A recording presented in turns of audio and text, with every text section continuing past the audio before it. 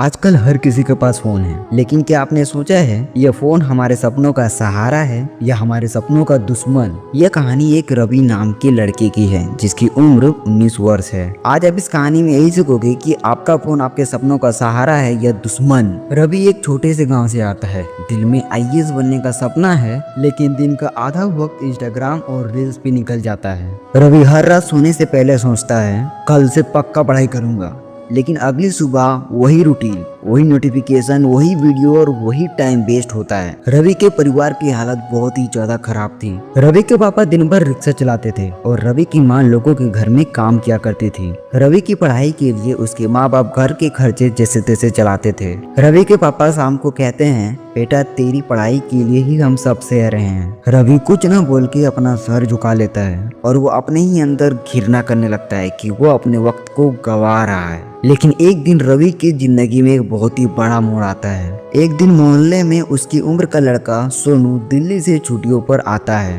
वो बताता है कि कैसे उसने एक छोटे से कोर्स से स्किल सीखी और अब ऑनलाइन काम करके महीने का 20,000 रुपए कमाता है और अपने माँ बाप की मदद भी करता है। रवि को एक सेकंड के लिए ऐसा झटका लगा मानो उसके सर पे पहाड़ गिर गया हो। रवि अपने मन में सोचता है, अगर मैं ऐसा ही स्क्रीन पर स्क्रॉल करता रहा तो क्या कभी मैं अपने सपनों तक पहुंच पाऊंगा। रवि ने उस रात सोने की बातें बहुत ही ध्यान से सोची और फैसला लिया और अपनी जिंदगी को बदलने की शुरुआत की। और रवि ने उसी रात अपने फोन से सारे बेकार ऐप्स को डिलीट कर दिया। उसने टाइम टेबल बनाया, दिन में 8 घंटे पढ़ाई और 2 घंटे स्किल सीखने पे काम करना है। शुरुआत मुश्किल थी, मगर वो जैसे जैसे करता गया उस चीज में मास्टर बन गया। इसलिए तो कहते हैं कभी भी शुरुआत कठिन होती है, मगर अगर उसे कंसिस्टेंसी के साथ किया जाए तो धीरे धीरे तुम्हारी आदत बन जाएगी और जब वो तुम्हारी आदत बन जाएगी तो उसमें मेहनत करने में तुम्हें मजा आएगा। रवि ने जब ये टाइम टेबल अपने दोस्तों को बताया तो उसके दोस्त कहने लगे, अबे तू पागल हो गया है, तू क्या अनाप शनाप बातें बक रहा है, 8-8 घंटे कौन पढ़ सकता है आजकल की दुनिया में, तेरा दिमाग पूरी तरह से खराब हो गया है। इस उम्र में दोस्तों के साथ घूमने फिरने के अलावा तू 8-8 घंटे पढ़ने की बात कर रहा है। देख तू कितनी भी मेहनत कर ले, मगर तू गरीब पैदा हुआ था और गरीब ही मरेगा। अपने दोस्तों की मुंह से ये सब बातें सुनने के बाद रवि बहुत ही ज्यादा निराश हो जाता है। मगर क्या आपको पता है कि रियल लाइफ में ऐसा ही होता है। 90% लोग ऐसे ही गिव अप कर जाते हैं अपने दोस्तों के बातें, अपने रिलेटिव्स के तानों से।